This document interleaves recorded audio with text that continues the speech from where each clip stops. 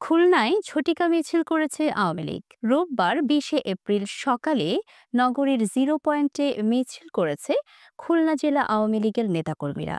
গত 5ই আগস্ট এরপর খুলনায় এটাই আওয়ামী লীগের প্রথম কোনো কর্মসূচি পালিত হলো।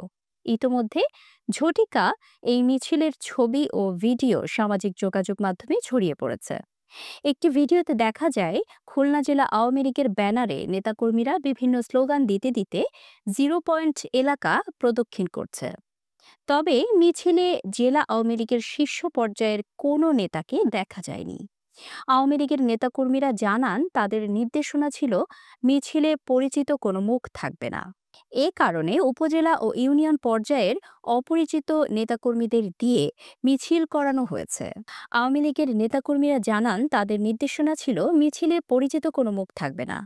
এই কারণে উপজেলা ও ইউনিয়ন পর্যায়ের অপরিচিত নেতাকর্মীদের দিয়ে মিছিল করানো হয়েছে। নগরীর জিরো পয়েন্টে এলাকাটি খুলনা মেট্রোপলিটন পুলিশের হরিণটানা থানার মধ্যে। এই বিষয়ে হরিণটানা থানার ভারপ্রাপ্ত কর্মকর্তা ওসি মোহাম্মদ খায়রুল বাশার বলেন, হঠাৎ গাড়ি থেকে নেমেই ঝটিকা মিছিল করে পালিয়ে গেছেন আওয়ামী লীগের নেতাকর্মীরা।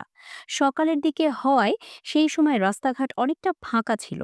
পুলিশ মিছিলকারীদের আটক করতে তৎপর আছে।